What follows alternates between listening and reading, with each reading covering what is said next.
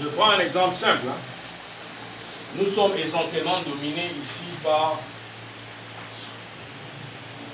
des traditions venues d'Orient. Il y a une qui s'est mélangée avec d'autres traditions venues d'Occident. Même si on ne le dit pas beaucoup, on l'a qualifiée de judéo-chrétienne. C'est-à-dire le christianisme, nous parlons du christianisme.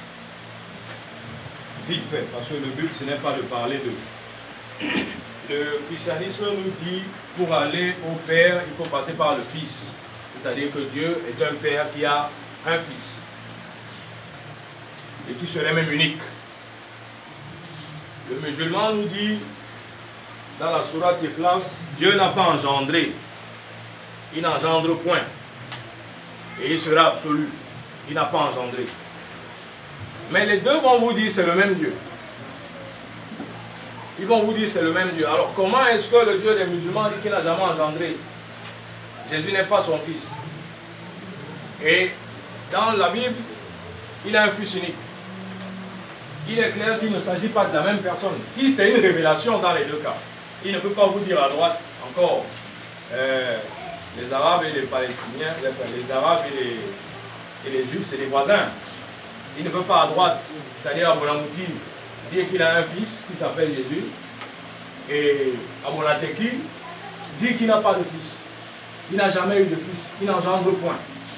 Ça suppose qu'il s'agit clairement de deux entités. S'il ne s'agit pas de deux entités, il s'agit de ce qu'on était en train de lire tout à l'heure, c'est-à-dire de deux contenus créés par des humains, liés à une culture ambiante. Je ne sais pas si on se comprend. Ceci, c'est lui qui se révèle, il ne va pas vous donner des informations contraires sur lui. Il ne va pas vous dire, j'ai envoyé mes enfants,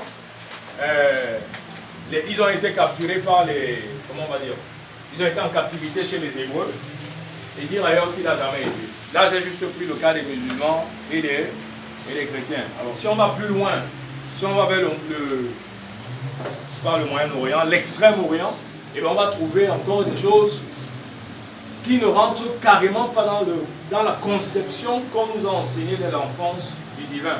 C'est-à-dire ce Dieu fort, éternel, qui fait comme il veut, il envoie son peuple, il a un peuple élu, on ne sait pas quand s'est passée l'élection, il a un peuple élu, il a décidé, il fait comme il veut, il tue qui il veut parce que tout ce qu'il fait est bon. Ailleurs, ça ne se dit pas. Ailleurs, il s'agit juste d'une énergie qui circule, qui alimente, qui peut à un moment se désintégrer, mais pas totalement, qui rebondit, ainsi de suite, parce que la vie est censée être en perpétuel mouvement à expansion. Voilà. Donc, aujourd'hui, nous allons donc parler de la vision qu'avaient les ancêtres du sacré. Appelons-le Dieu pour ne pas embrouiller encore pour embrouiller ceux qui sont ici. J'ai l'habitude de dire, ça m'a valu plusieurs clashs dans les sociétés initiatiques que j'ai parcourues avant, de dire que Nyambé n'est pas Dieu. Ça a créé beaucoup de problèmes. Ça a créé beaucoup de problèmes.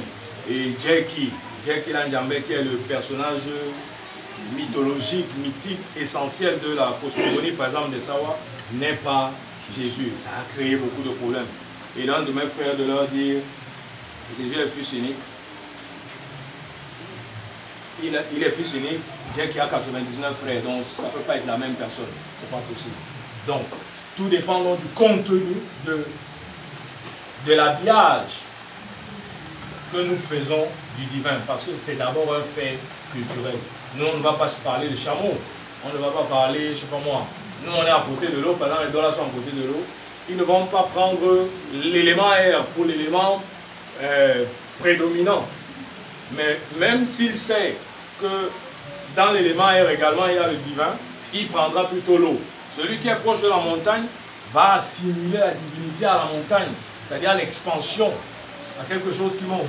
Celui qui est à côté de l'eau va assimiler dans quelque chose de profond, quelque chose qui va plutôt à l'intérieur de l'eau.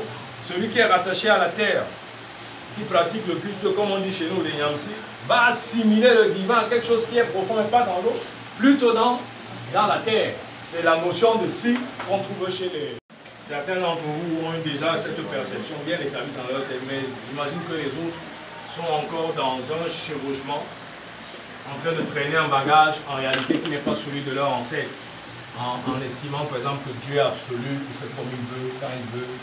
Non, en négro-culture, ça n'existe pas. Dieu est certes grand, comme on avait l'habitude de dire, Dieu est certes grand, mais Mandiom n'est pas petit.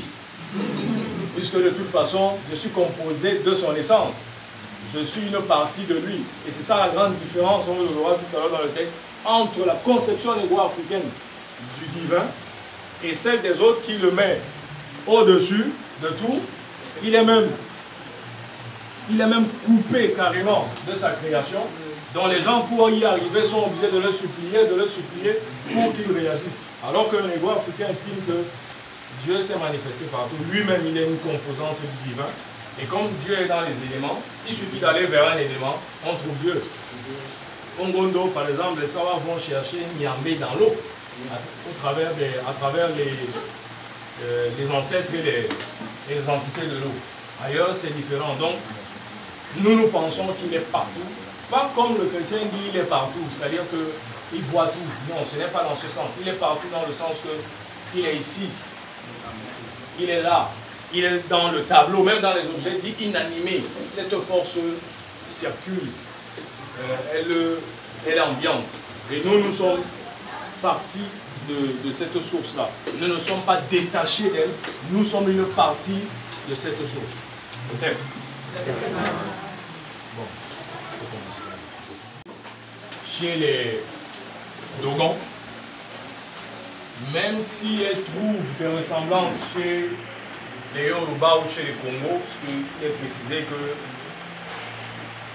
Ama Congo et Ama, c'est la même divinité, on trouve des différences dans l'acception elle-même, dans le contenu, on trouve quelques différences. Mais il y a quelque chose de commun dans tout ce qui a été dit par la sœur, avant qu'on avance, c'est que le négro-africain vit le sacré ou le divin comme quelque chose qui est d'abord composé, mais qui se décompose. On a parlé tout à l'heure de parcelle de sa force. C'est-à-dire que le divin est une force qui engendre d'autres forces. Voilà pourquoi le prince Dika, en parlant de Nyambé, parlait de la force des forces. Et les anciens de dire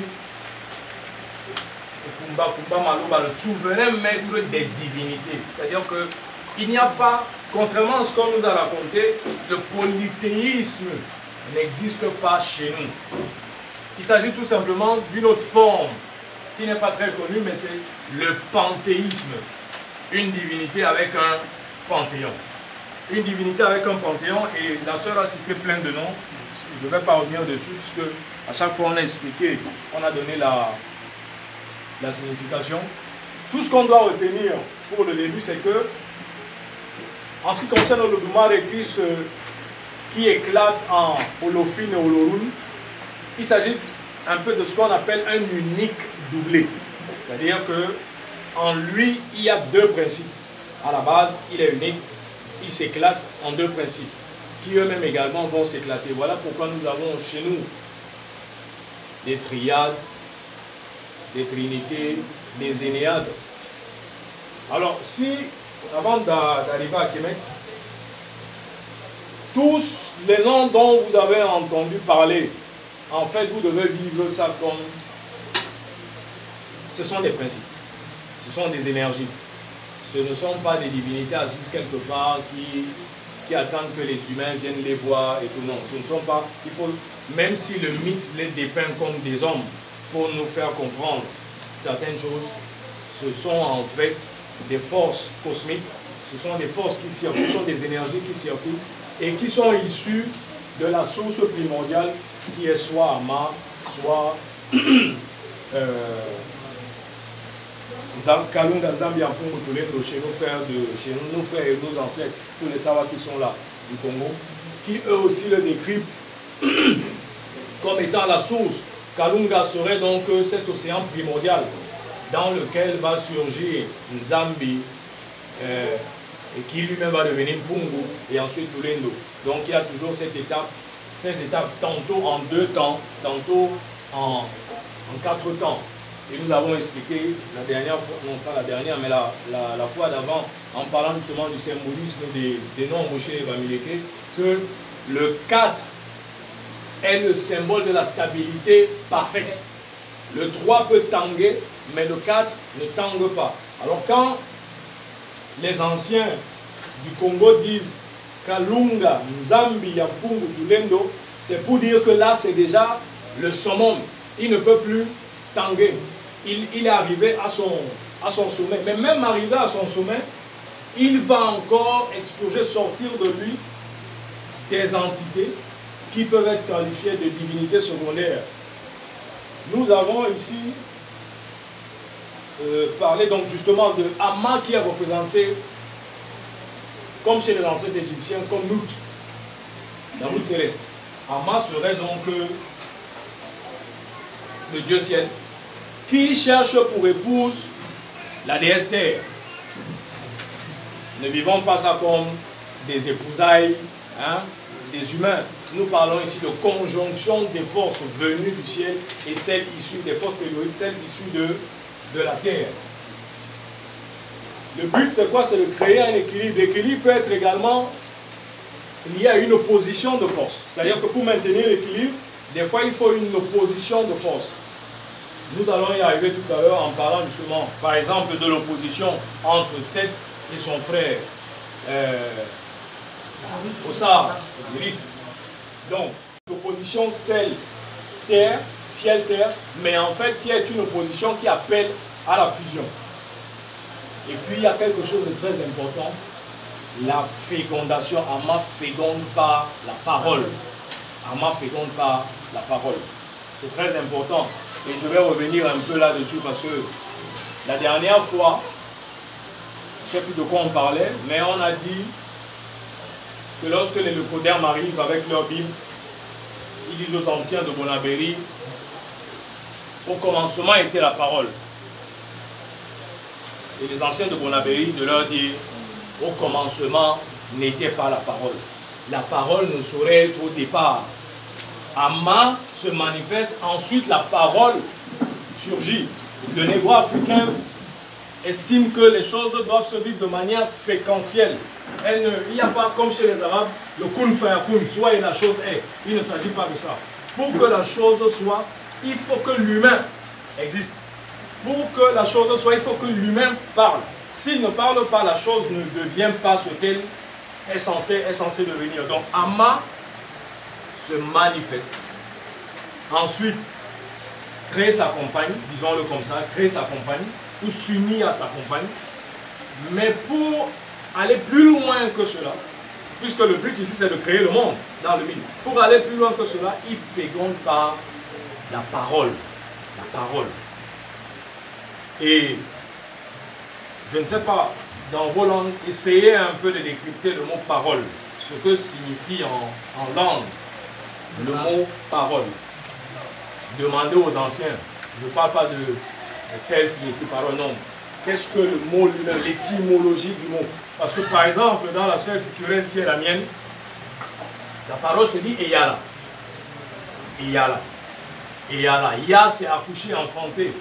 Eyala, c'est Eyalambo, enfanter la chose. C'est-à-dire, la parole est censée être créatrice. Elle n'existe pas juste pour s'amuser. Elle enfante quelque chose. Eyala, c'est Eyalambo. Mais Eyala, c'est également Eya, Ela. Ela qui est le soleil en mouvement. Parce que le rapprochement avec le mythe d'origine veut que Igni, la déesse qui surgit des eaux, c'est-à-dire Nyambé qui surgit des eaux, plus Bel est le dieu vent, le grand vent, le dieu air, donc, s'unissent tous les deux. La sœur a parlé de ça tout à l'heure, et créent une boule de feu. Et on dit dans le mythe que Bel est, c'est-à-dire le père de Ela, c'est la parole qui apaise. Après être dans le mythe, le grand vent qui précède l'orage, il est également la parole qui apaise.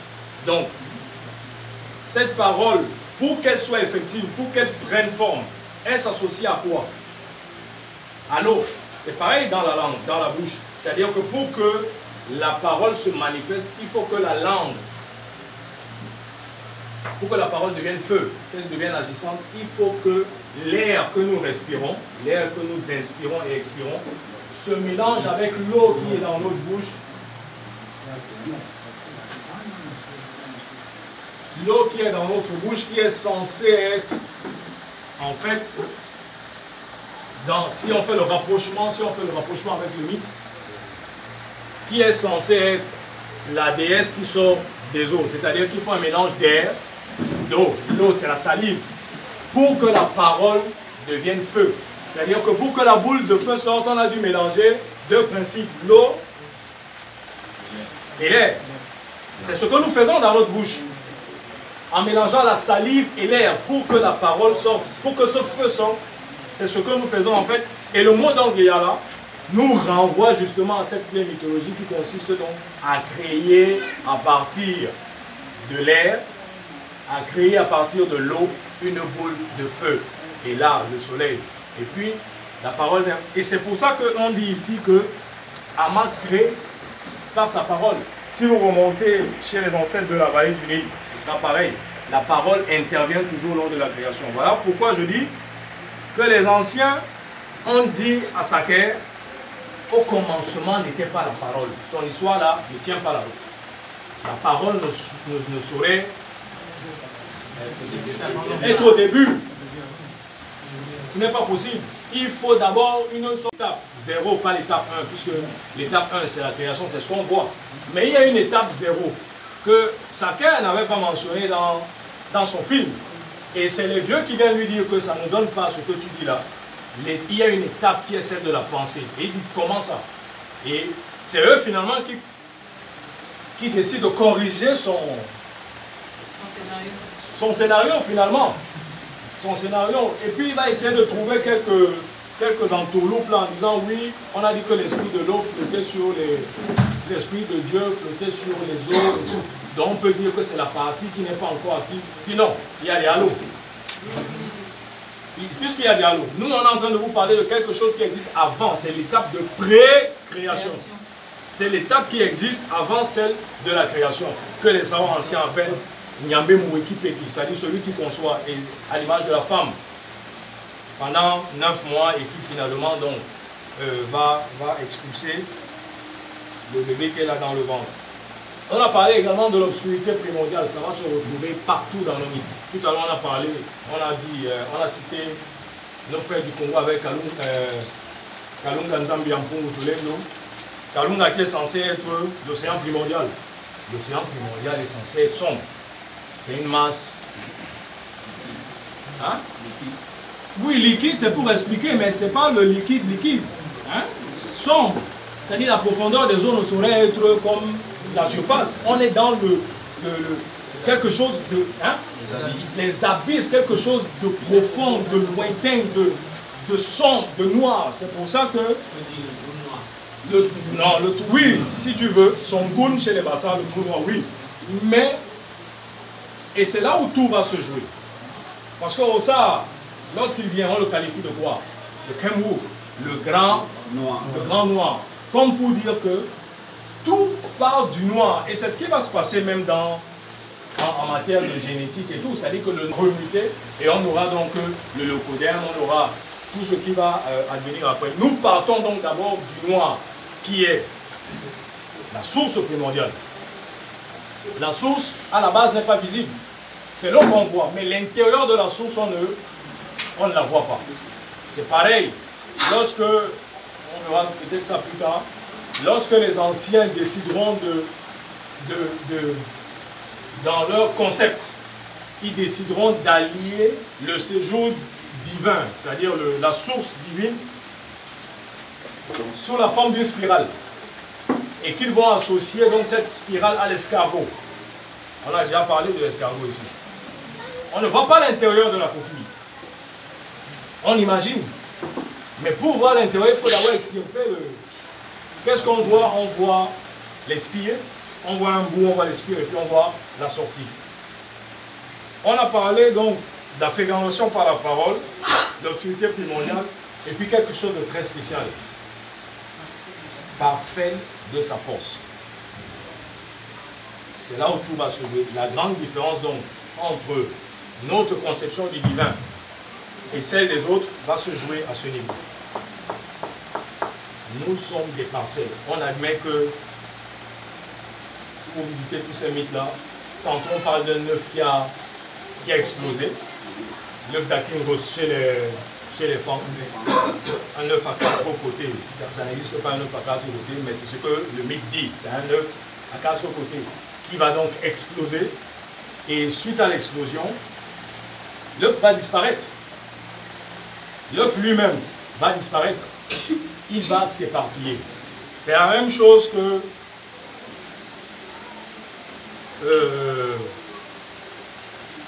chez les écames toujours, avec cet œuf qui tourne en spirale, qui finit par exploser, et qui, en fait, la force va jaillir et va se figer un peu partout dans le cosmos.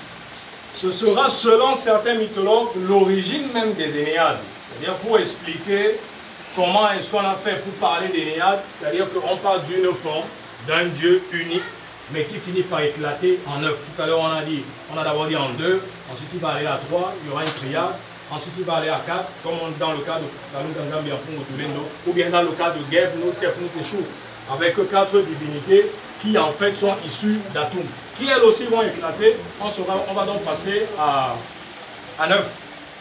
Par exemple, dans cette, on va arriver, mais bon, je vais anticiper là-dessus. Dans l'Énéade, on va parler de Geb, de Nout. Geb qui est la terre.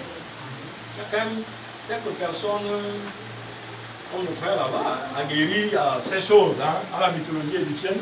On va parler de Geb, la terre, qui en Égypte ancienne est une divinité mâle. C'est-à-dire que c'est un principe mâle. Même si on sait que 2000 ans plus tard, 2000 km plus loin, les anciens ont décidé de masculiniser. Oui, tout simplement parce que chez nous, rien n'est figé, tout est dynamique. Tout est dynamique. Selon la posture, selon l'espace, selon l'endroit, on peut décider de changer, de créer une sorte d'interchangeabilité des formes, des fonds et donc des éléments. Donc Geb, la terre, Nout, le ciel, Tefnut, c'est l'humidité, c'est l'eau. Tefnut, c'est l'humidité, c'est l'eau. Et puis Chou, c'est l'air. Voilà comment est-ce que Atum s'est divisé au départ. Mais après cette division au départ, on aura donc une suite. Ça ne s'arrête pas là. On aura une suite. Avant d'arriver aux humains, il y aura plusieurs suites. Il y aura plusieurs, on va dire quoi, séquençages, il y aura plusieurs redistributions. À chaque fois, les forces vont s'entremêler, d'autres vont se séparer, d'autres vont se réunir, ainsi de suite, pour arriver à l'humain que nous sommes. Donc ensuite, il y aura Ossa, Osiris, Isis, Seth, Nephthys, et puis Hor, qui est censé être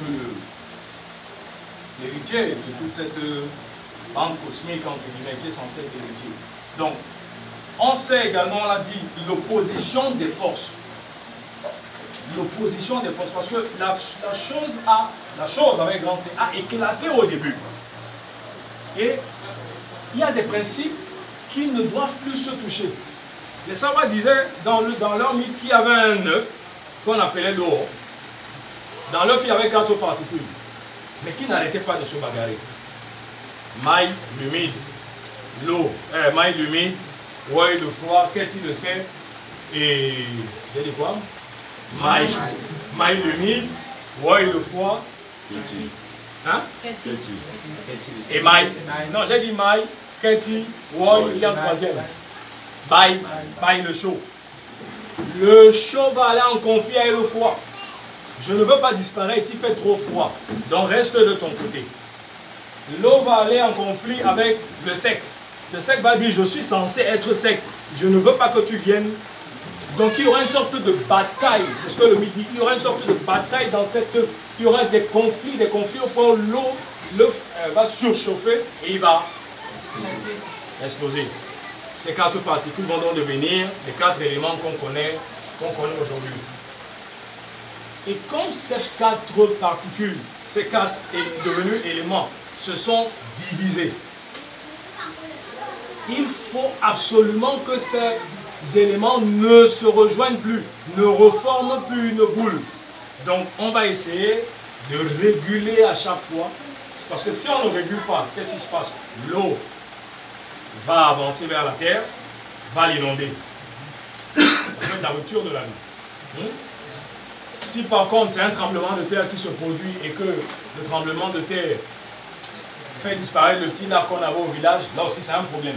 Donc il y a une sorte de régulation qui va se mettre sur pied. Et cette régulation, les anciens, ceux de la vallée du Nil, vont l'appeler Mahat, le système d'équilibre, afin que le jour reste le jour, la nuit reste la nuit, l'homme reste l'homme, la femme reste la femme, même s'il y aura des principes androgynes dans toute cette histoire. Dans le cas de... Je voulais revenir sur ceux du Congo, mais ce n'est pas important. Là, on a déjà écrit. Chez les Sawa anciens, je ne parle pas des gens de maintenant, hein, je ne parle pas de nous. Nous, on est perdus. Chez les Sawa anciens, on commençait également par une sorte de force qui vient du ciel. C'est important. Une force qui vient du ciel. Qui est Dibobé, symbolisée par l'araignée. L'araignée et le ciel portent le même nom. L'araignée parce que les tentacules, c'est une sorte de voûte. L'araignée, donc, contrairement aux anciens de la vallée du Nil, j'ai dit tout à l'heure, 2000 km plus loin, 2000 ans plus loin, on a changé de formule. Le ciel, donc, va aller d'abord en concubinage, comme dit le mythe.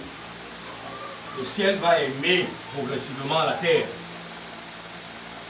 Ça suppose que l'œuf on suit, non?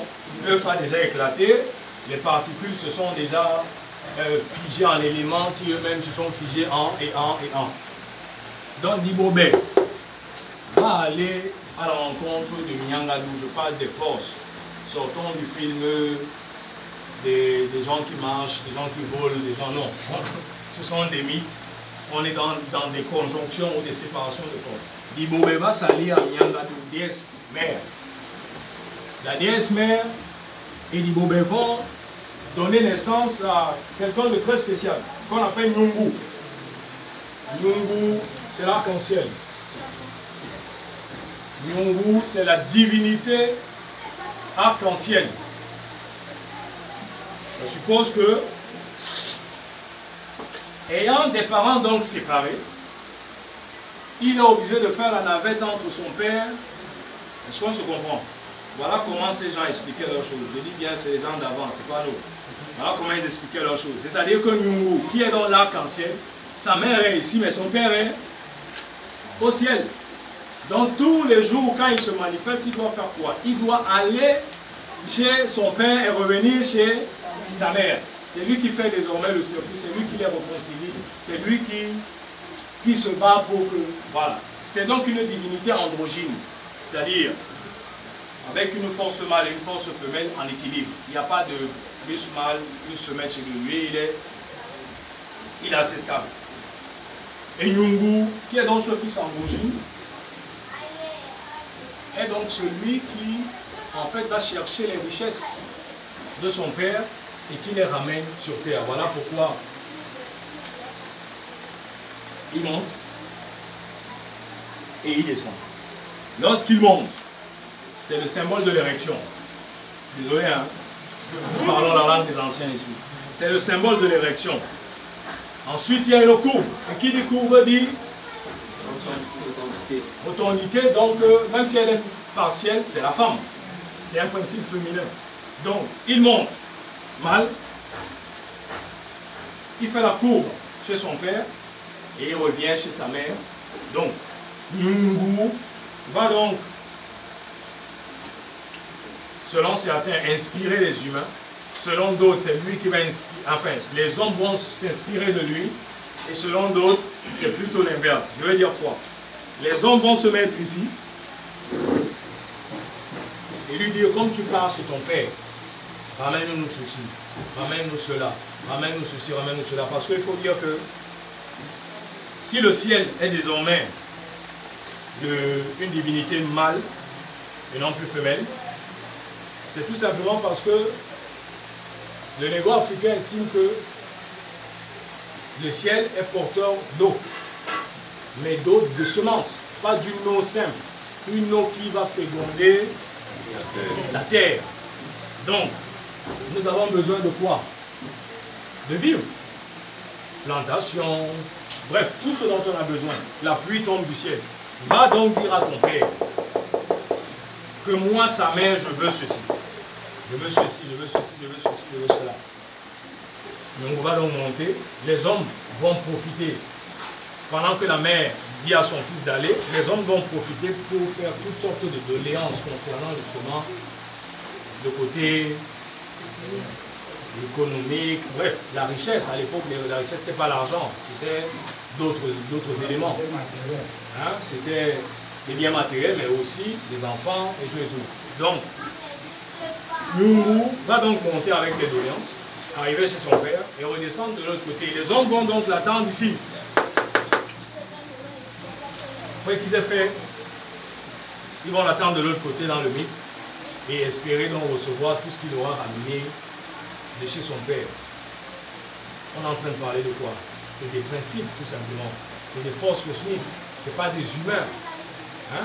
C'est juste une force qui est moitié femelle et moitié mâle, qui elle, parce qu'elle a les deux en matière, de manière, on va dire quoi, équitable, peut donc partir d'ici et vivre de l'autre côté sans problème. Lorsque nous partons, lui-même va en apesanteur.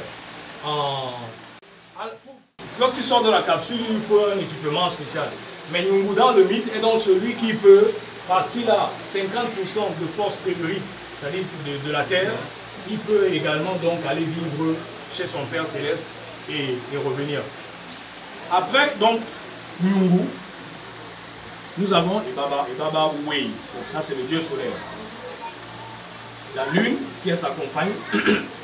Ensuite il y a Njambe qui est la divinité de l'atmosphère, la divinité de la force, de l'atmosphère. Bref, il y a plein d'éléments qu'on va joindre dans son contenu. Njambe va aller épouser Modi, la lune. Pareil, il va épouser Modi. Plutôt, il va épouser Issé, sorry. Et Baba, le soleil va épouser la lune. Et Njambe, lui, va aller épouser Issé. Issé qui est la divinité de la biosphère. Donc, ce sera, la responsabilité de Njambe sera de gérer l'atmosphère.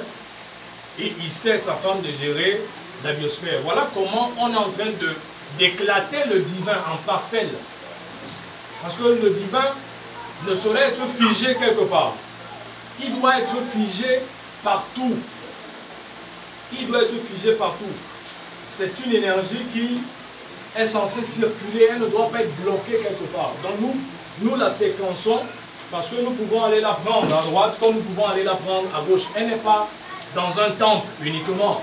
Elle n'est pas sur une montagne uniquement. Elle n'est pas dans un océan uniquement. Elle est partout. On peut la trouver partout. Elle n'habite pas dans un 7e ciel comme un certain Yahvé.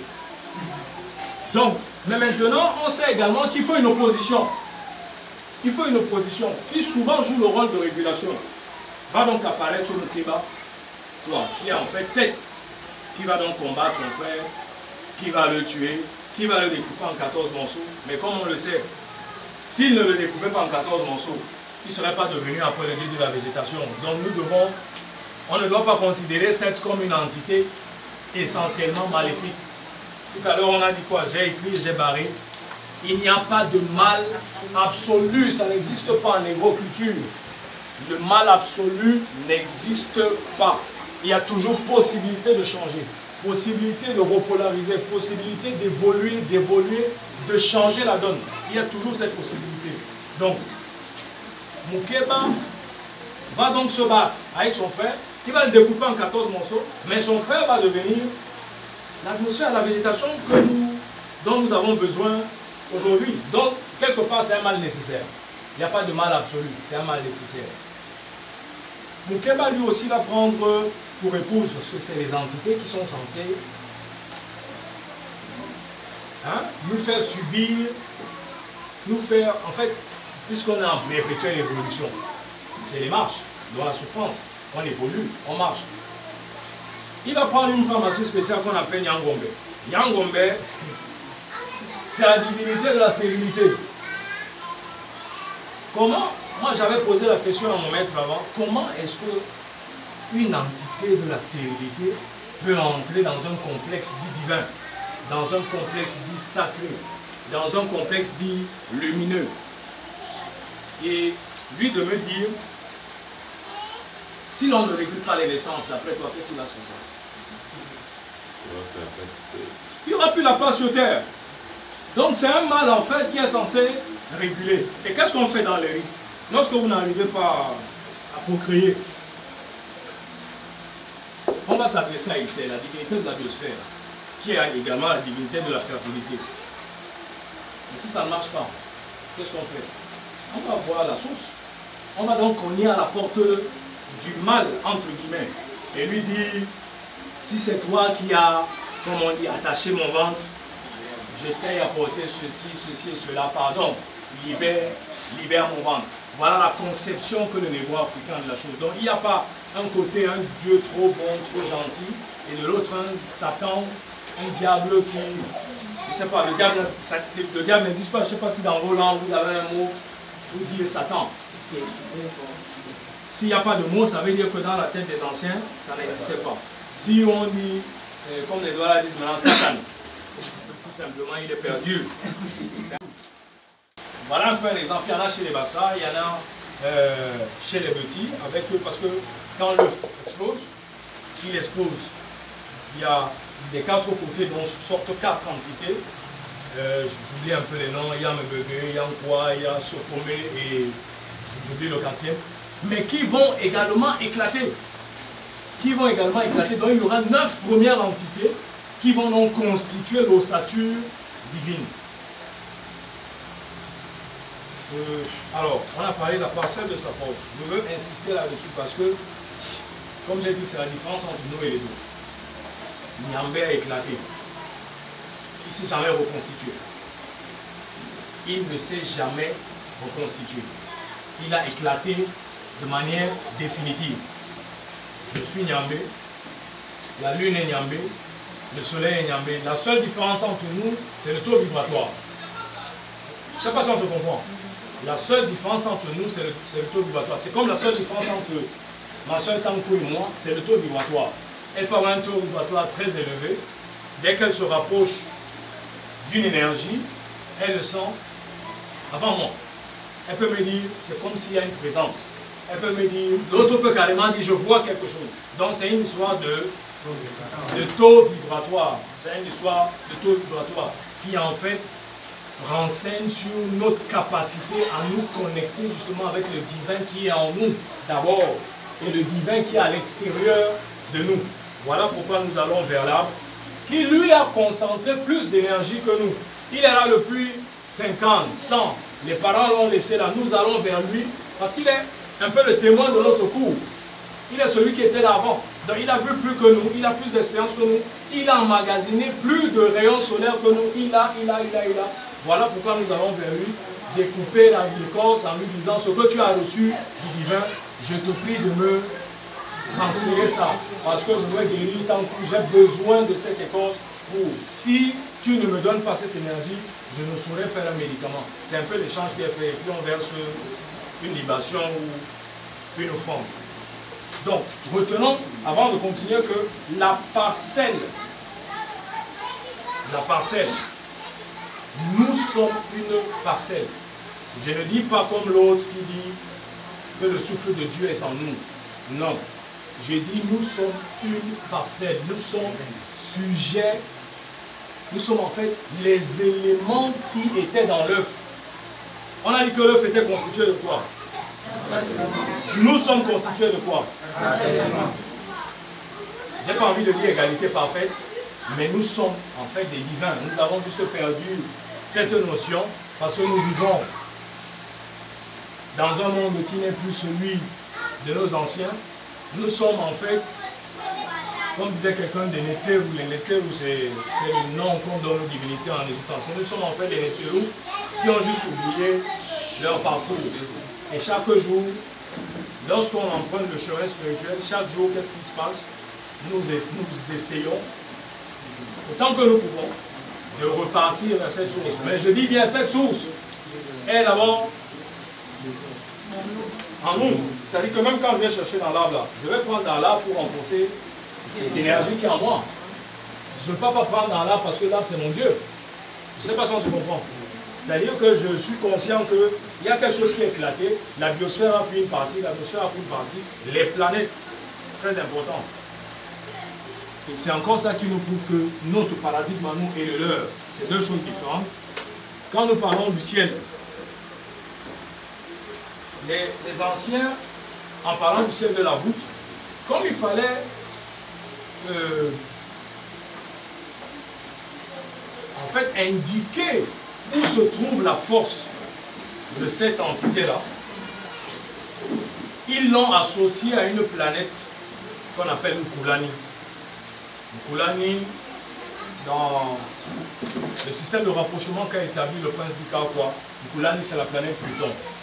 On va revenir là-dessus un autre jour. Ensuite, on imagine donc que c'est Pluton qui va épouser qui? Nyangadou, la Terre. Qui a quoi? Une planète, disons-le. Ensuite, un autre astre va entrer en mouvement, c'est-à-dire le Soleil, qui va aller épouser la Lune, ainsi de suite. Djambé, c'est Jupiter. Sa femme ici, c'est Saturne. Leur ennemi, le Poirou Mukeba, c'est la femme.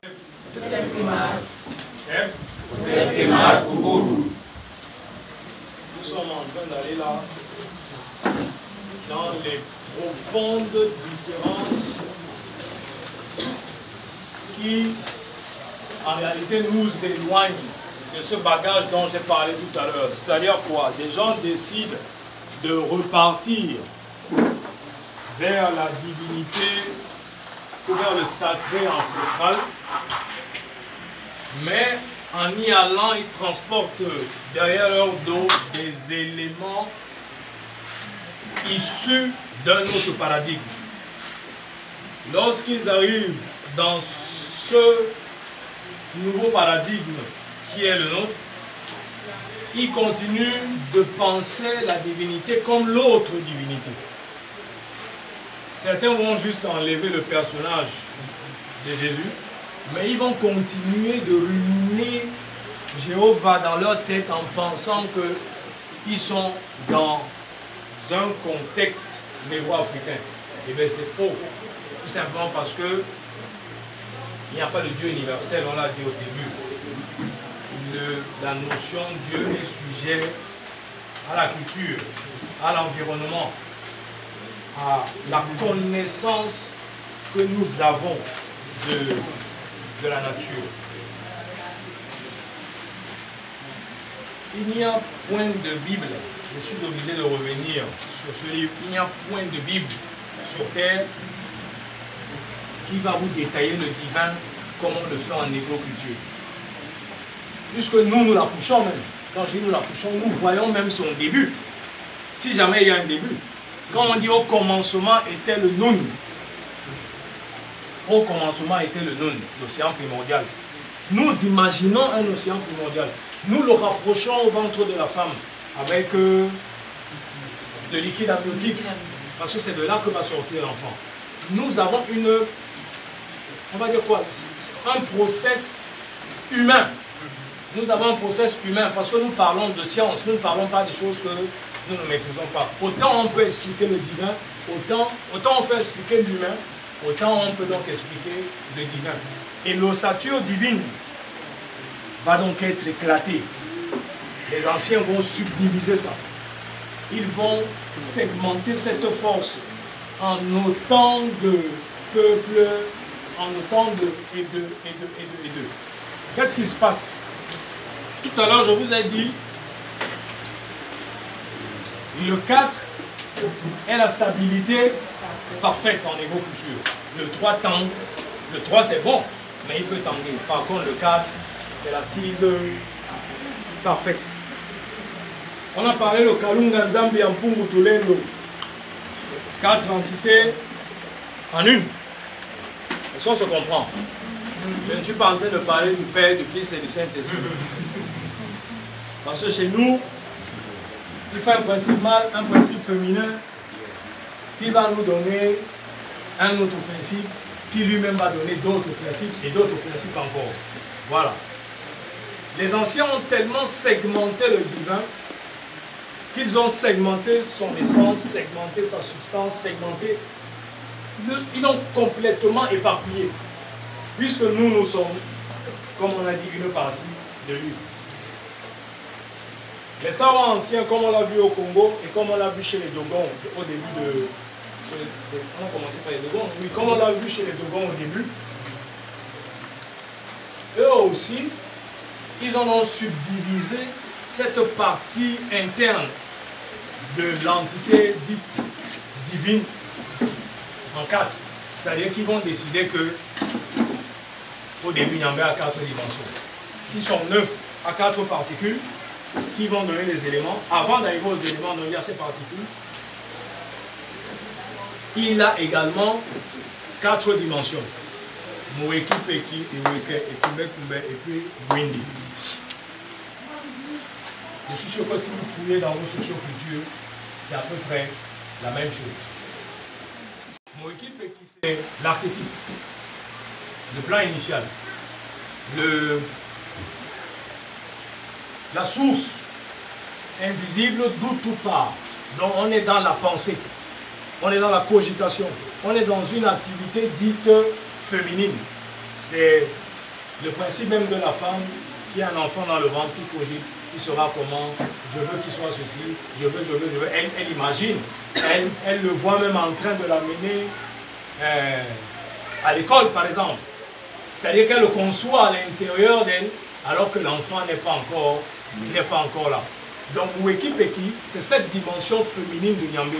Et je dis féminine parce que l'autre différence avec les autres, c'est que tout part du principe féminin chez nous. C'est-à-dire que la divinité est d'abord féminine. La divinité est d'abord féminine. Le Nun, qui dit eau, dit entité ou surface ou état féminin.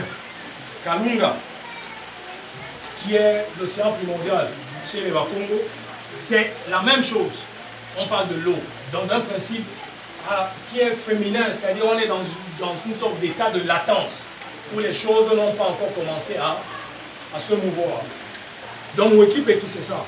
C'est Nyambé, fait divinité féminine, fait latence, fait cogitation. On est dans la femme qui rumine, qui pense, qui réfléchit, qui cogite.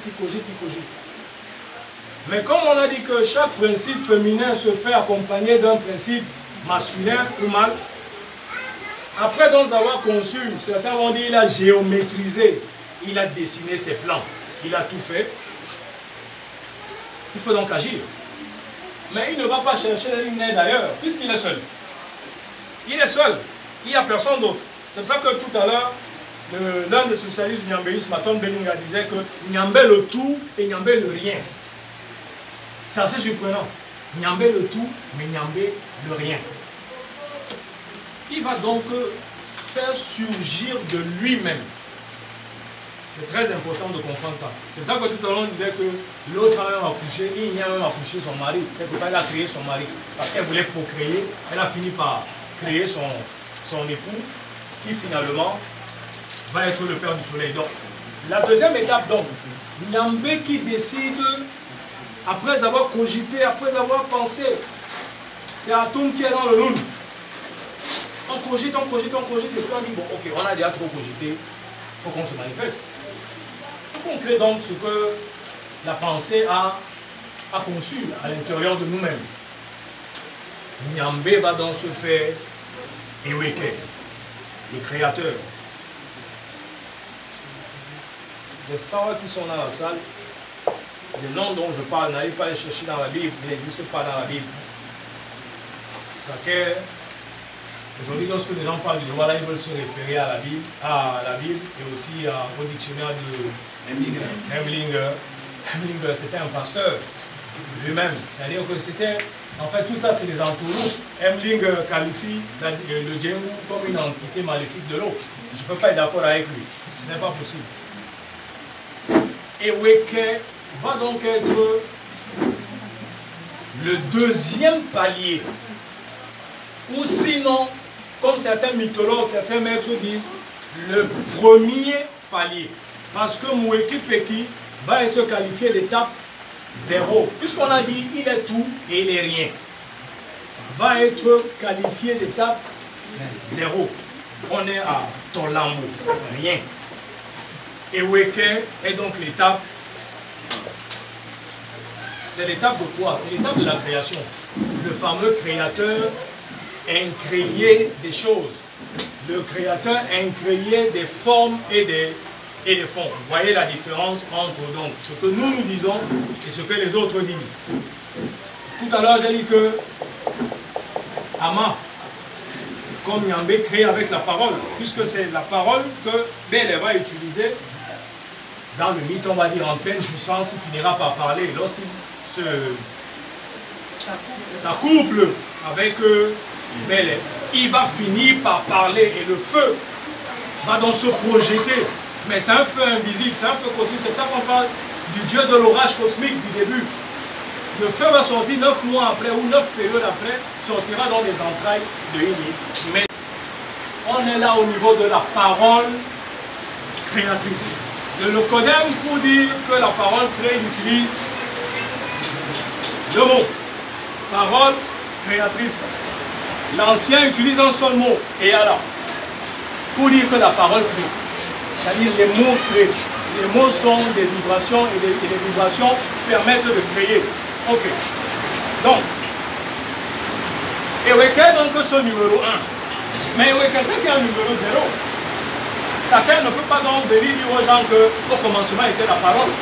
Puisque les anciens, dans leur paradigme, au commencement est la pensée.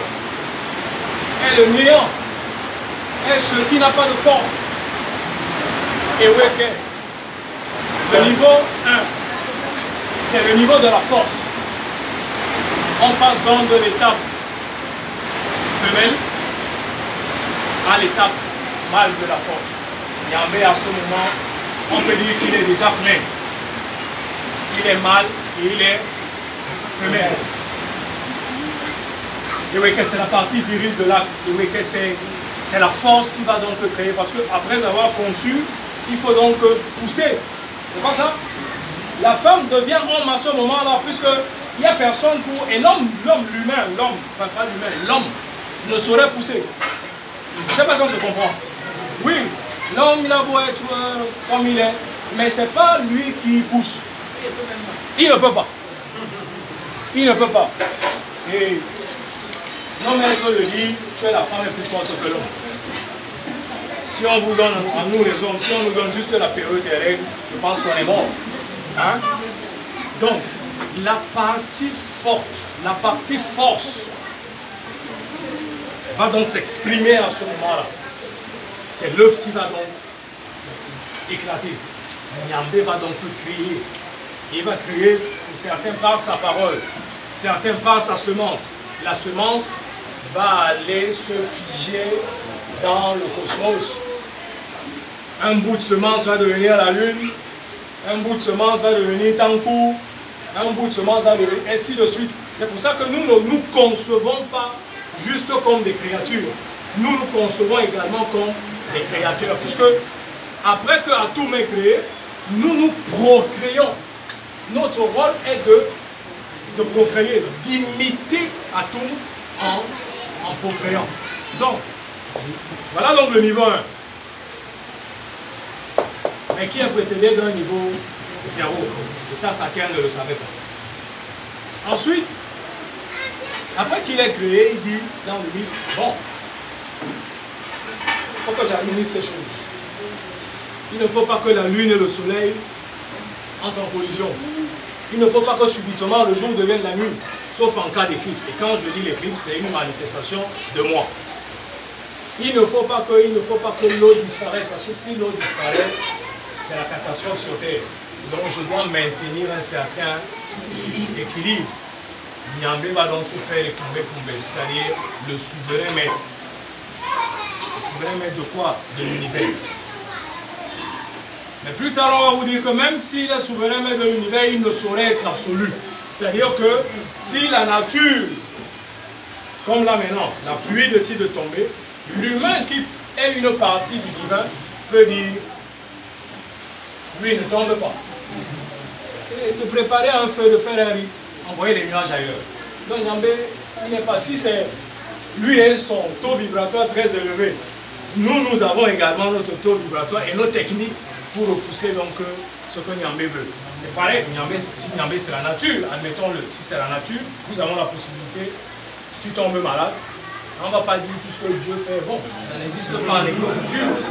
Ce que tu vis n'est pas bon, on va trouver une solution. C'est-à-dire, le négro africain a une réponse à tout. C'est plastique, il peut même se perdre, il peut se tromper, mais il faut qu'il trouve une réponse. S'il ne peut pas la trouver, il va interroger ceux qui savent le mieux, les ancêtres, les divinités, ainsi de suite. C'est comme ça que le cerveau, même quand on est donc devenu chrétien, qu'est-ce qui se passe quand ça ne marche pas? On entre au village, non? Parce que le cerveau est paramétré comme ça, on se bat contre nous-mêmes en fait. On entre au village, et celui qui ne rentre pas, qu'est-ce qu'il fait? Ben, il meurt, c'est tout. Et Dieu est bon. Donc, et Koumbe va donc être cette sorte d'administrateur. Savoir, ah, les anciens ont déjà parlé, la malade, il faut une certaine stabilité. Et Koumbe donc chez les Sawa sera donc androgyne. Sera force, douceur. Parce que s'il utilise seulement la force pour réguler, vous pouvez être sûr que si vous faites une bêtise, vous mourrez le même jour. Mais ce n'est pas ça le but. Le but, c'est que l'homme s'élève, qu'il comprenne, qu'il avance.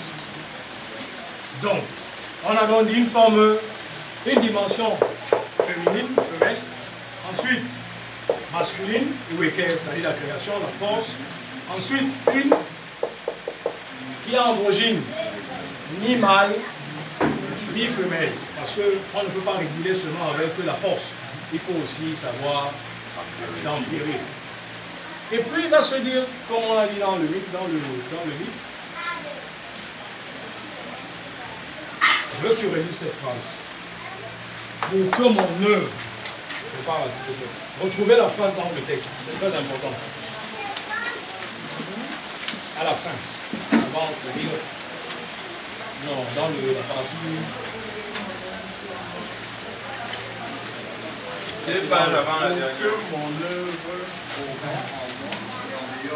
Élève un peu la voix, s'il te plaît. Pour que mon œuvre voguant en moi et en ayant de moi, qu'il n'est rien que moi-même. Arrête-toi, s'il te plaît. Mon œuvre voguant en moi et en dehors de qui n'est autre que moi-même. Ce n'est pas Jéhovah qui a fait des créatures et qui s'est barré dans son 7e ciel et qui vous punit quand il veut. Il est en train de dire que ce qui est sorti de lui continue d'être lui. Ce qui est sorti de lui, c'est lui. C'est-à-dire que si tu le cherches, vois ce qui est sorti de lui. Vois Tankou, vois Sangou, vois les gens qui sont là autour de toi. C'est eux qui sont Dieu en réalité. Parce que qu'est-ce qui se passe quand on prie, généralement? Et ça, les gens l'oublient. Ils prient. Et lorsqu'ils ont une réponse, ils disent Dieu m'a donné. Mais c'est Sangou qui lui a donné l'argent. On leur dit merci à Sangou, on dit que c'est Dieu. Pourquoi est-ce qu'on dit que c'est Dieu? Parce qu'on a configuré l'humain en pensant que la solution est externe. Pourtant, la solution ou les solutions sont autour de nous. C'est-à-dire que moi, avec mon taux vibratoire, je m'élève un peu, je finis par contacter, parce que souvent c'est les ancêtres qui nous donnent, ils nous ont tellement vu pleurer, ils nous donnent, nous on pense que c'est un blanc aux yeux bleus assis quelque part. Donc ils nous donnent, et puis, mais pour nous donner, puisque ce n'est pas dans la maison, c'est la voisine.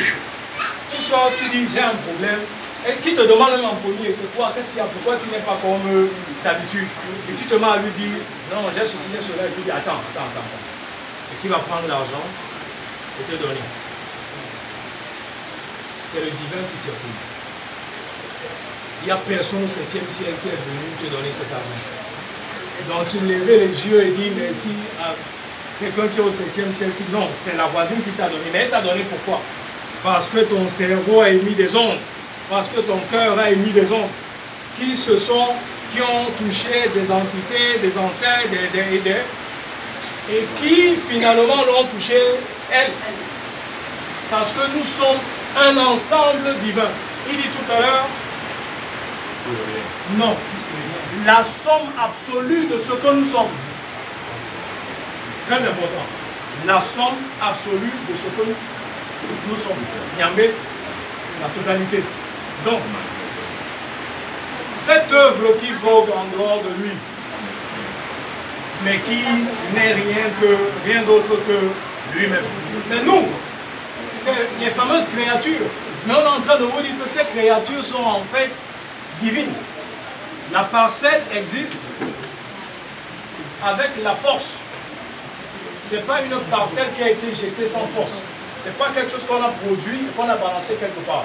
Non, c'est une partie de soi-même. C'est comme un enfant. C'est une partie de nous. C'est une partie de nous. Mais la force nous dit cette création qui est un autre moi en fait. C'est ça que certains disent qu'on regarde le ciel, mais en fait on ne voit pas le miroir. Le miroir, le ciel est un miroir. Nous sommes la continuité, on a dit que c'est l'ancêtre primordial. Il est éclaté en différents ancêtres. Pourquoi est-ce que nous allons vers les ancêtres? C'est parce qu'on sait qu'ils ont une parcelle divine plus élevée que la nôtre, tout simplement. Je ne sais pas si on se comprend. Lui, il est éclaté. Donc, il est dans les ancêtres comme il est dans les humains. C'est très important. Donc, on a dit, en fait, Eweke utilise une énergie cosmique pour créer. Cette énergie vient de ce que les anciens ont appelé Nyame. Vous allez retrouver ça chez les Ashanti. Nyame, qui est en fait également l'énergie primordiale. C'est ce que Eweke va utiliser pour créer Eweka, la création. C'est-à-dire qu'il va pétrir la création en lui d'énergie et il va l'expulser. Donc quand il l'expulse, il ne dit pas peut-être trop donné, je prends. Ce qui est sorti, ce que la planète Jupiter est, reste ce que la planète Jupiter est. C'est à toi l'humain qui n'a pas reçu autant que Jupiter de te connecter à Jupiter pour pouvoir régler tes problèmes. Tout à l'heure, on a parlé justement des cérémonies funéraires où les Dogons font sortir des masques. Les masques représentent les ancêtres, mais les masques représentent les divinités. On se reconnaît au divin par les masques, comme on se reconnaît au divin par les ancêtres. Tout commerce avec les morts est interdit dans la Bible. Comprenons ça. Tout comme c'est écrit. Je ne me rappelle pas de l'ancien chrétien que je suis, c'est que tout commerce avec les morts est interdit. Toute alliance avec les devins est interdit. C'est-à-dire la consultation des oracles. C'est interdit. Vous savez ça, non? C'est formellement interdit. Alors comment Jéhovah peut interdire ça et être un dieu négro-africain? Ce n'est pas possible, puisque nous, c'est notre base. Quand ça ne marche pas, il faut consulter les oracles. C'est notre identité profonde. Si Nyambé dit que pour remonter à moi, passe par les ancêtres, puisque je suis le premier ancêtre. L'autre dit qu'on n'appelle pas les ancêtres. Ce n'est pas la même personne. Acceptons ça, c'est comme ça. Jéhovah, c'est Jéhovah. Nyambé, c'est Nyambé. Nyambé ne va jamais condamner Sangou, parce que Sangou a donné des offrandes aux ancêtres. C'est pas possible. Puisque l'ancêtre, c'est Nyambé. Est-ce que je comprends? La source primordiale continue d'être une source, mais elle s'est divisée, elle a donné, elle a donné, elle a donné. On n'est plus, je veux dire, on n'est pas obligé d'aller à la source. Qui sait où est la source? Qui sait où est la source? Qui sait où est l'océan primordial? Est-ce que quelqu'un sait où c'est? Personne ne sait où c'est. La source est diluée. Maintenant, nous savons que les ancêtres ont plus d'élévation que nous. Nous courons vers les ancêtres. La lune, lorsqu'elle est pleine, elle agit sur nous, nous courons vers la lune. C'est comme ça que ça marche. Donc que quelqu'un vienne nous dire, notamment le fou qu'on appelait Saker, vient dire aux anciens, la lune n'est pas Nyambé, les anciens leur disent c'est faux. La lune c'est Nyambé. On a même fait une confidence. Le soleil aussi c'est Nyambé. Les étoiles aussi c'est Nyambé. Et Saker comprend que pour casser C'est le premier peuple avec qui il avait affaire, avant d'aller dans l'arrière-pays. Il comprend que pour casser cette histoire, il faut casser Niamey. Chacun va donc en guerre contre Niamey. Au point où la Bible des Douala ne porte pas le mot Niamey, c'est grave ce que je vous dis là. Ce mot n'existe pas dans la Bible. Il va utiliser Loba. Mais Loba n'est qu'une divinité. Loba n'est qu'une émanation de Niamey. Loba n'est pas Niamey. Et les Douala sont là tous les jours à prier. À Loba, Loba ceci, Loba cela. Ça n'existe pas. Vous réveillez votre arrière-grand-père. Il n'a jamais entendu ça. Loba n'a jamais eu pitié de quelqu'un. Loba même est créé par Niamey. C'est très grave. Donc, il réussit à une entourloupe de nous sortir de nous-mêmes, de nous amener à penser que finalement, les anciens se sont trompés, c'est Loba qui a créé le monde. Lorsqu'on parle de Weke, on parle du créateur. De l'Ocodam, en français, il y a deux mots. Enfin, il y a un mot pour dire créateur. C'est créateur, le mot créateur. Créateur. Le créateur de mots. Par exemple. Mais Niamey est Eweke. Il n'est pas Mouwekedi. Mouwekedi, c'est un créateur lambda. Wekamwano, c'est-à-dire créer une astuce, trouver une solution. C'est du domaine de l'homme. Mais lorsqu'on parle de Weke, c'est avec eux, celui qui crée. C'est-à-dire le créateur incréé. Donc il y a une différence entre Eweke et Mouwekedi. Chacun va utiliser Mouwekedi. L'homme va Mouwekedi. C'est une arnaque. Ça fait plus de 160 ans, 170 ans que les gens répètent ça tous les dimanches, que les gens répètent ça dans leur maison, que les gens.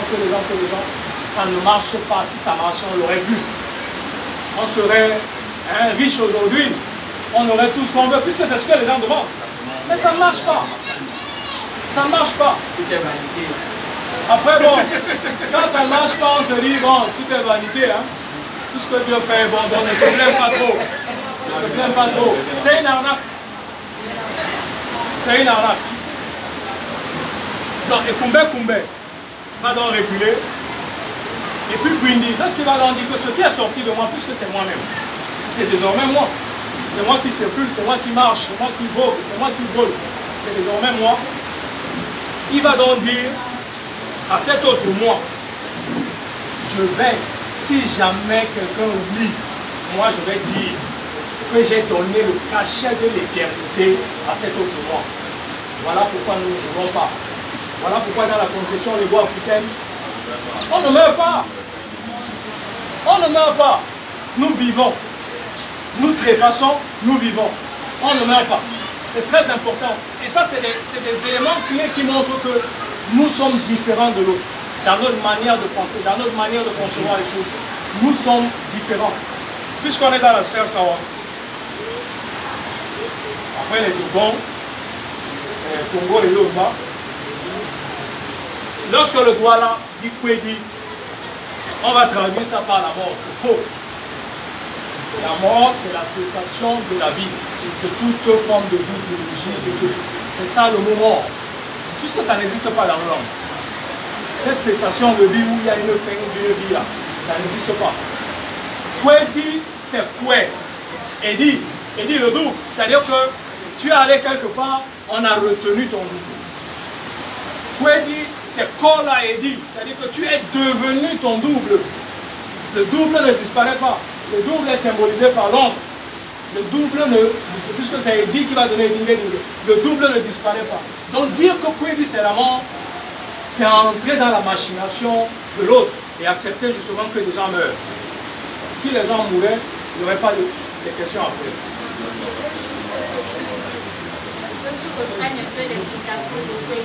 Kwedi.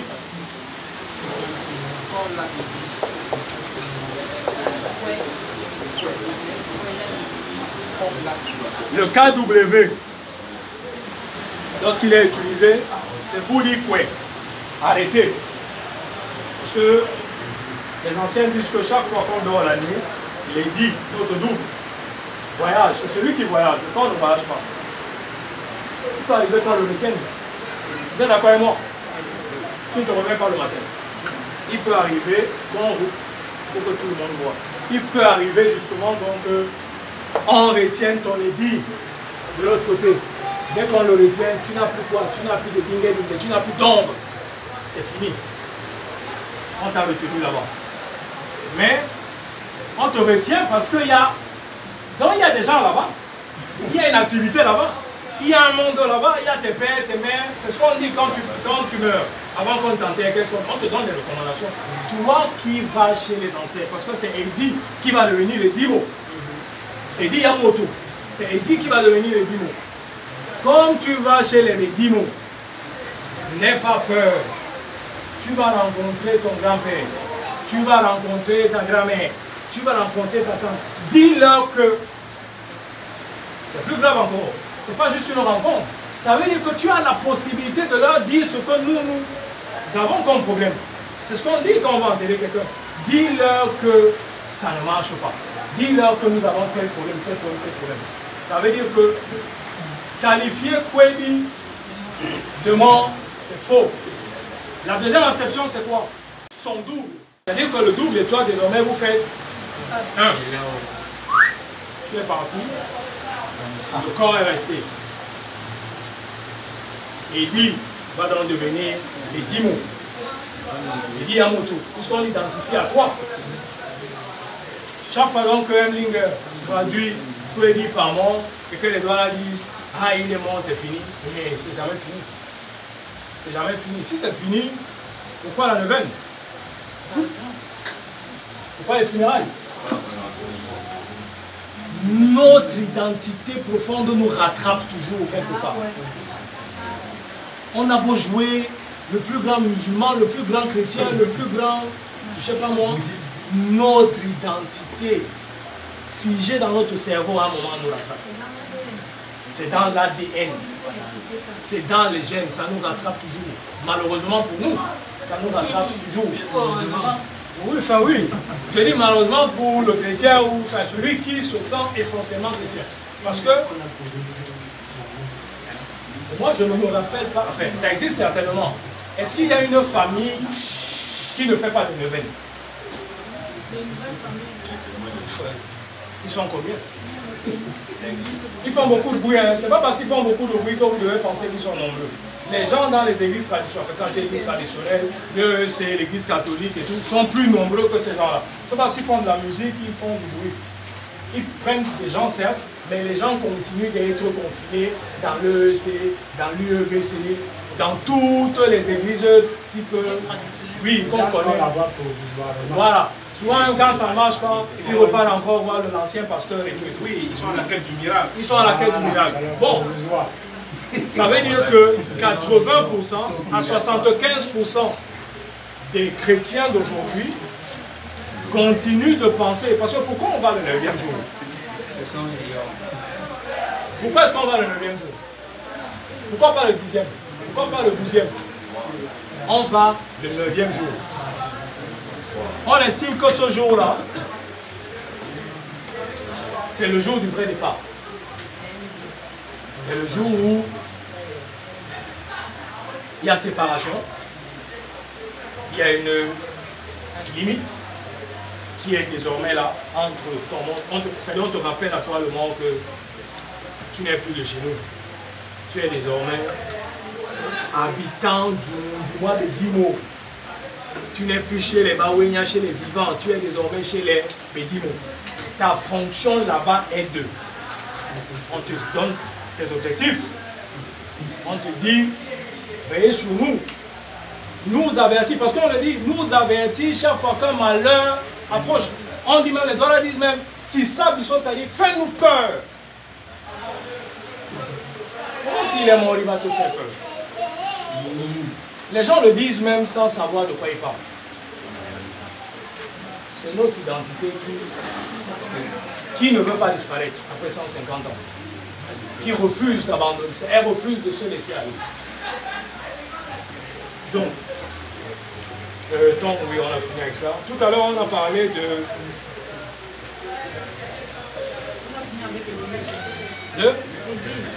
Oui, sauf s'il faut faire un autre cours sur les dîmes.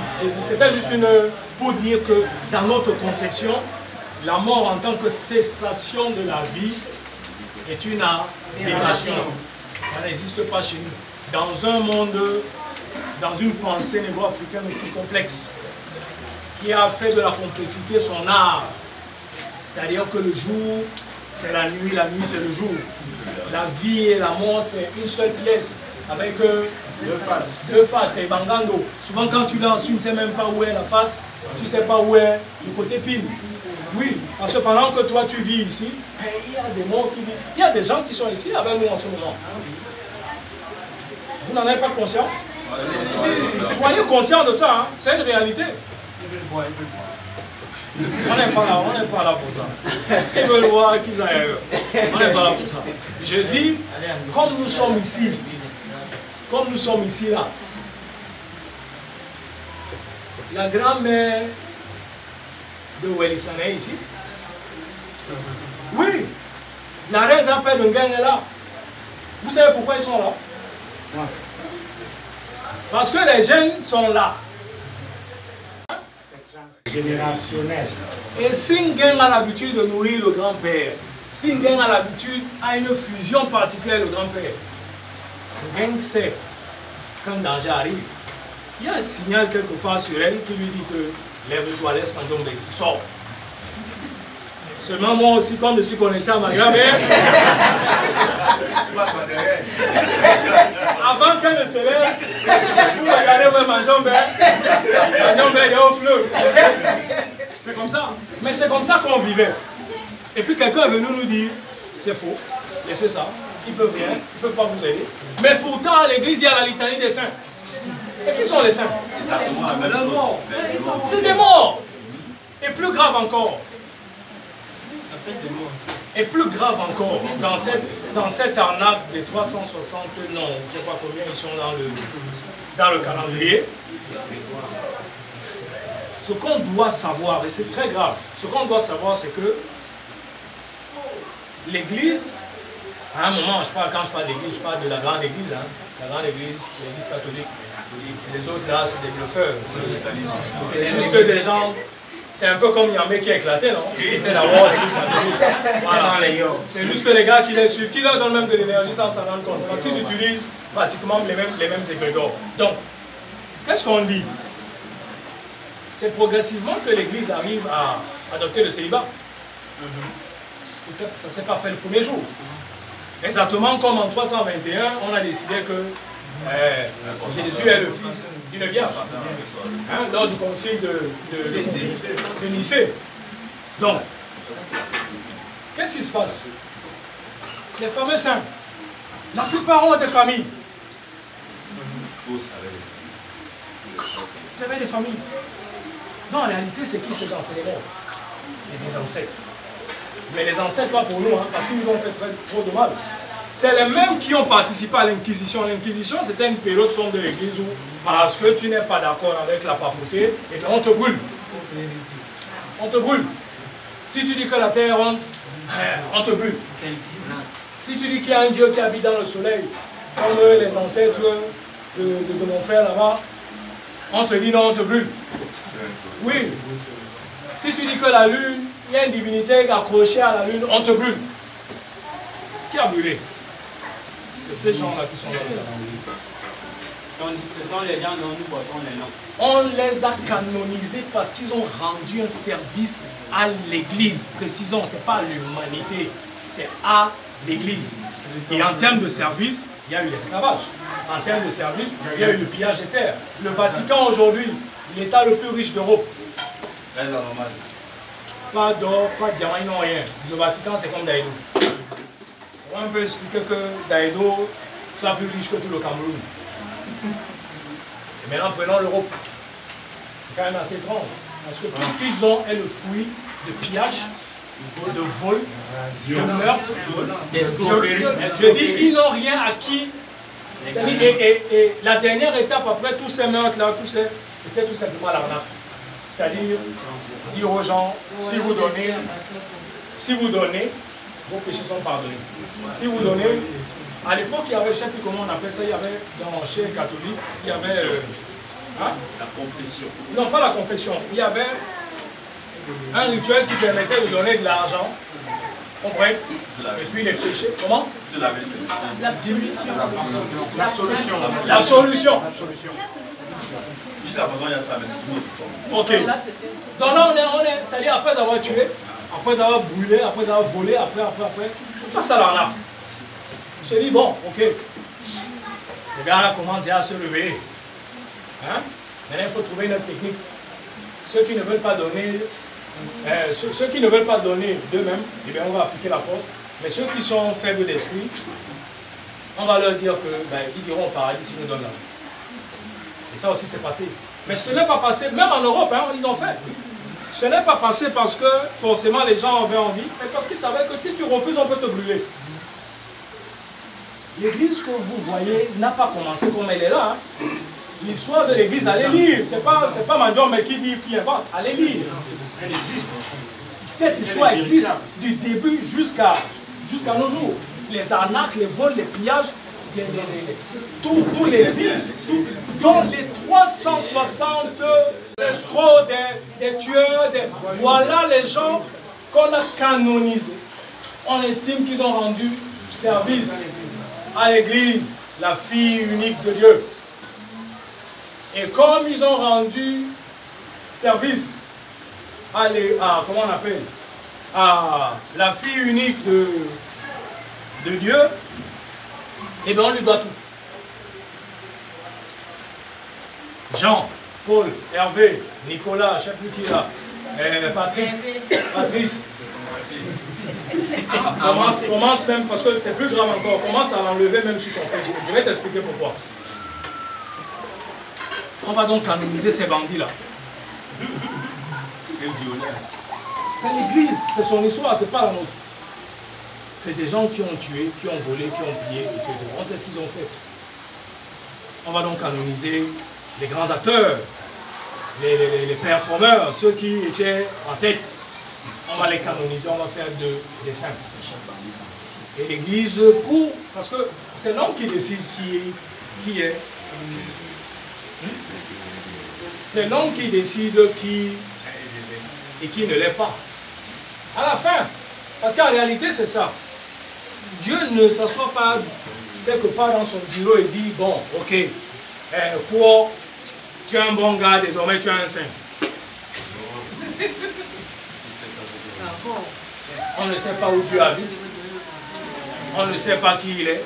S'il a dit à quoi, et que quoi est venu nous dire, vraiment quoi, pardonne-moi, moi je ne vais pas croire. Il dit que quoi, vraiment moi je ne sais pas où habite Dieu là, donc ton histoire là est fausse. C'est clair.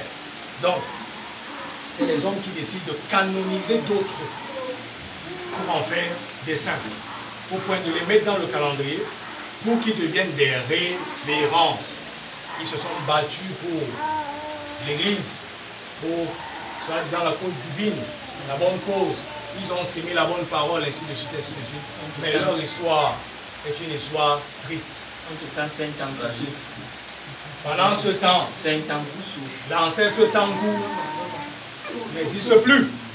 Dans nos têtes, on a fini par éliminer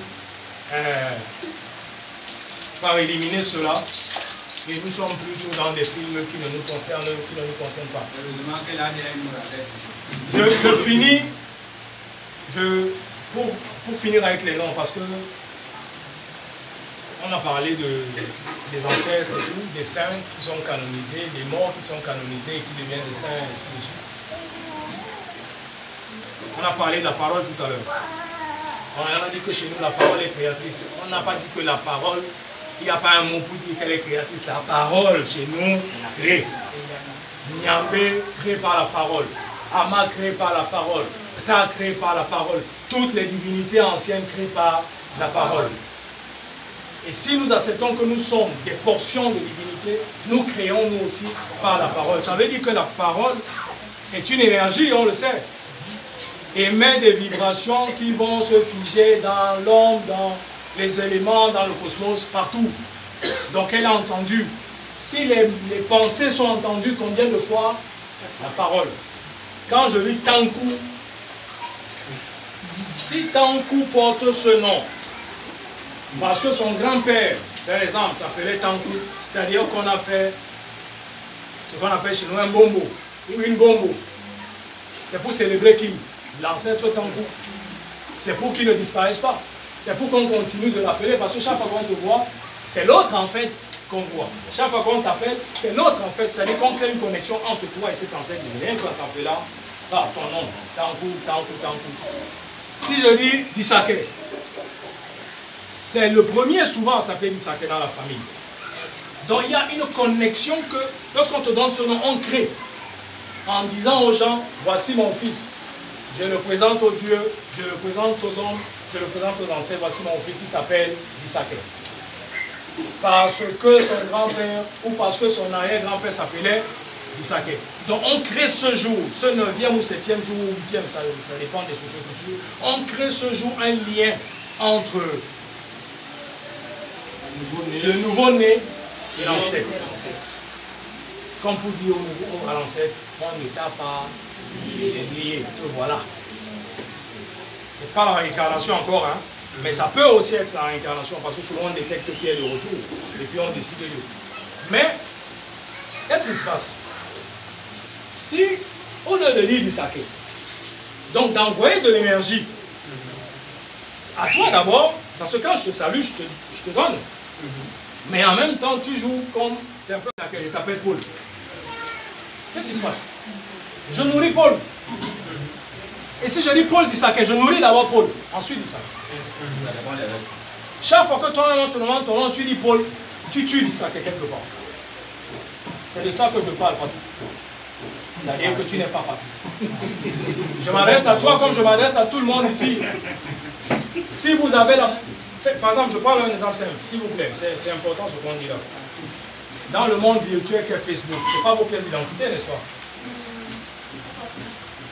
Non, je dis là, ce n'est pas l'identité. Facebook, c'est virtuel.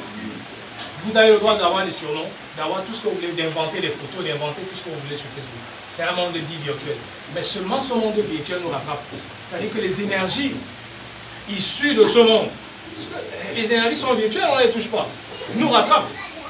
Puisqu'on vit désormais connecté à Facebook. On est en fond dans Facebook. On transmet de l'énergie à Facebook. Facebook nous donne de l'énergie. Des fois, dès qu'on prend son téléphone, on allume. Ah, il m'a écrit. Je suis apaisé. C'est de l'énergie qui circule. Chaque fois que quelqu'un vous appelle justement sur Facebook, écrit, pense. Je dis bien pense. Parce que la pensée est créatrice. On l'a dit ici. C'est Moueki Peki qui pense. Tout ce qu'on a aujourd'hui là, ça vient de Moueki Peki. Ama pense. Et il parle après. Quand quelqu'un s'assoit et dit, je vais écrire à Disake, il cherche quoi?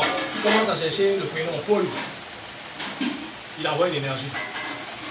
Il envoie une énergie. Vous pouvez en douter, mais c'est une réalité. C'est pour ça que par exemple chez vous on dit Kane Songo, Kane Bamba, mais c'est-à-dire prononcer. C'est-à-dire quand un truc veut tomber, on prononce le nom de l'ancêtre. C'est pour ça quoi? Pour qu'il vienne. Pour que ça ne se casse pas, non? Parce qu'on sait que la parole est créatrice. Elle va le trouver où il est là-bas et le verre ne va pas se casser. C'est ce qu'on dit. Bon. Maintenant, quand on dit, on le début dit ça, quand on dit Paul, on donne de l'énergie. Souvent à ce bandit-là qui est dans le calendrier. Comprenons-nous bien. Qui lui a une famille.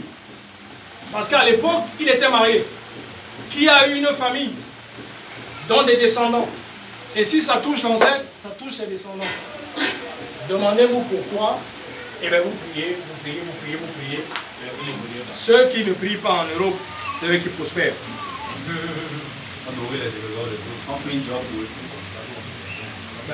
Commerce fermé. Posez-vous les bonnes questions pour avoir les bonnes réponses. Dieu le dit dans son discours. Ils ne les écouteront jamais. Tout à fait.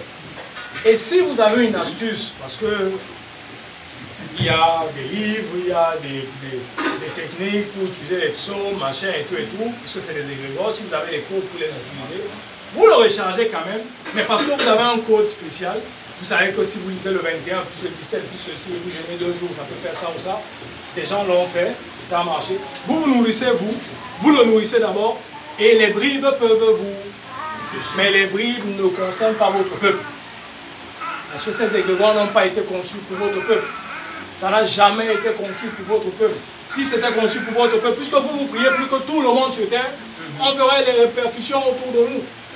La pauvreté serait partie depuis, puisque c'est ce qu'on demande. 80% des gens demandent la santé et l'argent. On est les plus malades au monde. On meurt plus que tout le monde. On meurt avant tout le monde. L'espérance de vie désormais, combien? 55 ans, 52, je ne sais pas. Ceux qui ne prient pas n'ont pas ces problèmes. Parce que qui alimente leurs ancêtres? C'est vous. C'est vous. Rien qu'avec vos noms. On te demande ton nom, tu dis je suis Armand. Armand, c'est qui?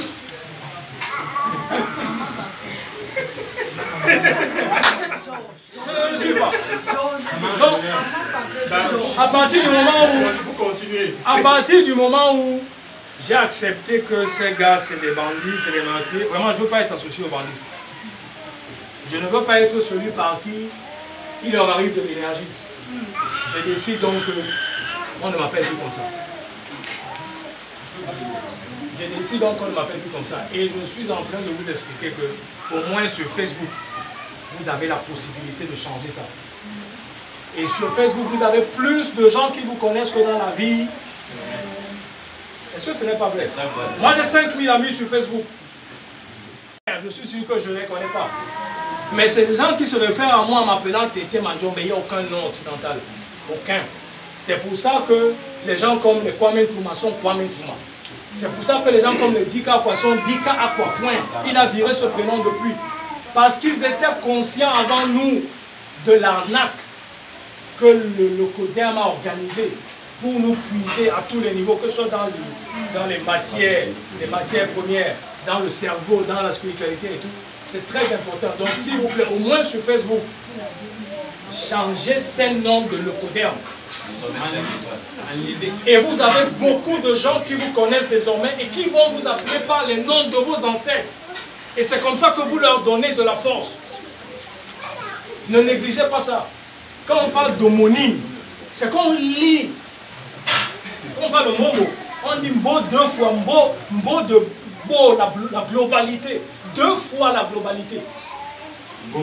Oui, c'est 2 fois la globalité. C'est-à-dire que je suis moi et je suis l'autre. Je suis moi et je suis l'autre. Donc quiconque s'adresse à moi s'adresse aussi à l'autre. Voilà pourquoi moi, j'ai des vieux qui m'appellent grand-père. Mon oncle par exemple m'appelle grand-père parce que je suis son grand-père. Je porte le nom de son grand-père. Quand il m'appelle grand-père, c'est avec respect qu'il m'appelle grand-père. Parce que je suis l'héritier de ce grand-père-là. Donc portons ces noms avec fierté. Tout à l'heure on a dit, on a parlé de Pansouti, on a parlé de généalogie. Et on a dit que le premier des ancêtres c'était Nyambé. Soyez fiers que votre premier ancêtre, que les anciens disent que leur premier ancêtre c'est Nyambé. C'est-à-dire que quand vous remontez vos généalogies, le premier nom, à la fin, c'est Nyambé. Hein? C'est Nyambé. Donc, d'où cela vient-il que on est devenu subitement hébreu, avec des noms, des prénoms bizarres. Souvent, on ne connaît même pas la signification. Non, c'est vrai. Si on... Prénom d'origine hébraïque. Et vous ne connaissez pas, non seulement on ne connaît pas comment on va dire, la signification, l'étymologie, mais même l'histoire, parce que l'histoire aussi là c'est plus grave encore. C'est très grave. Ils ont participé à une œuvre de destruction humaine massive. Ils ont participé. Et vous, en décidant d'appeler votre enfant Jacques, vous participez également à cette histoire. Vous participez également à cette histoire. Parce que tout fonctionne en ossature, c'est une grande ossature. Je donne à tel, qui donne à tel, qui donne à tel, qui donne à tel. C'est pareil pour Nyambé, on a dit. Mais c'est pareil pour les hommes, qui sont en fait des divinités ambulantes. Donc au lieu de t'appeler par le nom qui est connecté ou qui va te connecter à, tu décides de t'appeler par, on te demande ton nom, tu dis que tu t'appelles Hervé. On a oublié de te demander Hervé qui, pour que tu dises Mandiombe. Donc Hervé est mis en avant, Mandiombe est mis en retrait. C'est ça, non? À action de d'actualisation et de potentialisation. Tu as potentialisé ton ancêtre, ta propre vie, tu l'as potentialisée. Et tu as actualisé celle de quelqu'un d'autre. J'espère qu'il n'y aura plus de Marthe, de Marie, de machin et de ceci. Au moins sur Facebook. C'est une astuce que je vous donne. Parce que beaucoup de gens vous écrivent, vous identifient par ce nom-là. Et ils sont plus nombreux que les gens que vous côtoyez au quotidien. Donc vous pouvez recharger votre identité et celle de votre ancêtre par ce canal. Ce n'était qu'un secret. C'est trop long. Il a 22 masses mouvantes, il a 9 divinités secondaires qui sont justement les fameuses Énéades. On a dit qu'il est un multiple. C'est lui qui tient. Il est un multiple. Il est un multiple. Dika disait que Nyambé est un multiple. Et les gens disaient, il parle de quoi? Il est un, mais il est multiple à la fois. Puisque la fin des fins des fins, c'est l'humain. Mais si on veut parler aussi d'une autre fin des fins des fins, c'est le grain de sable. Il est contenu dans tout ça. C'est tout ça qui forme son ossature. Donc nous ne pouvons pas dire que nous ne sommes pas divins. C'est le soleil seul qui est divin. Ce n'est pas possible. En égo-culture, ce n'est pas possible. La somme absolue que nous sommes. On a dit tout et rien. Ça peut surprendre.